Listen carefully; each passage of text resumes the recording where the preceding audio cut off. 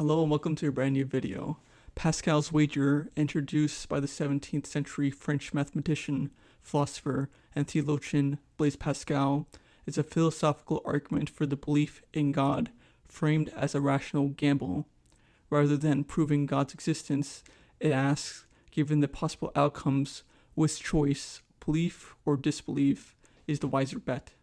And this is how the wager works.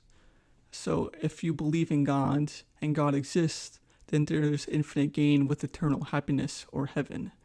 And if you believe in God and God doesn't exist, there's only some finite loss. You missed out on some worldly pleasures. And if you don't believe in God and God does exist, then there's infinite loss with eternal punishment in hell. And if you don't believe in God and God doesn't exist, then there's only some finite gain. So you might have some more freedoms or more pleasures in this life. A rational person would bet on God's existence. The potential infinite gain of eternal joy vastly outweighs the finite cost of worldly pleasures, while disbelief risks infinite loss. He says, quote, in his book, Pensée, that if you gain all. If you lose nothing. Wager then, without hesitation, that he is. For some context, Pascal begins by reminding us that God, if he exists, is infinitely incomprehensible, having neither parts nor limits, and utterly beyond human analogy. Thus, reason cannot grasp either what God is or if he is. And this is why he has a wager instead. It's not supposed to be proof for God, but according to Pascal, by simply existing, we are automatically betting for or against God. The wager's goal was to tilt the will towards the openness to faith, and not to prove faith rationally. And overall, this was just a small portion of his overall thesis in Pensée. There have been many criticisms against Pascal's wager. Voltaire, another French philosopher, found the argument to be childish and just a psychological bribe. But then again, it's not supposed to be a rational argument in the first place. The most famous objection against Pascal's wager is the argument from inconsistent revelations. There are many religions, each claiming exclusive truth and eternal salvation. Therefore, Pascal's wager collapses into uncertainty.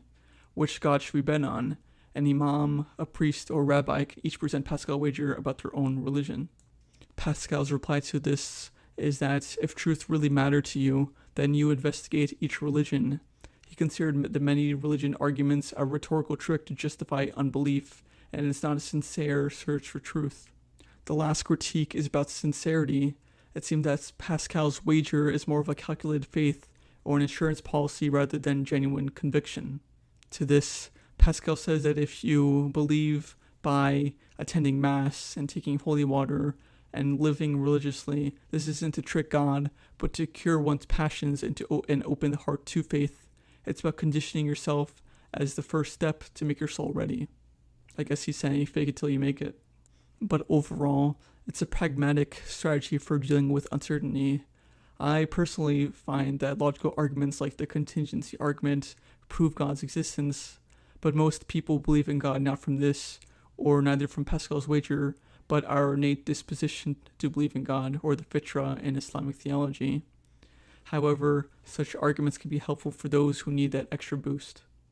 And that brings us to the end of this video. So let me know in the comments below if you find Pascal's wager, if it's convincing or not.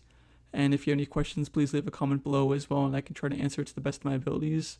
And as always, don't forget to like and subscribe.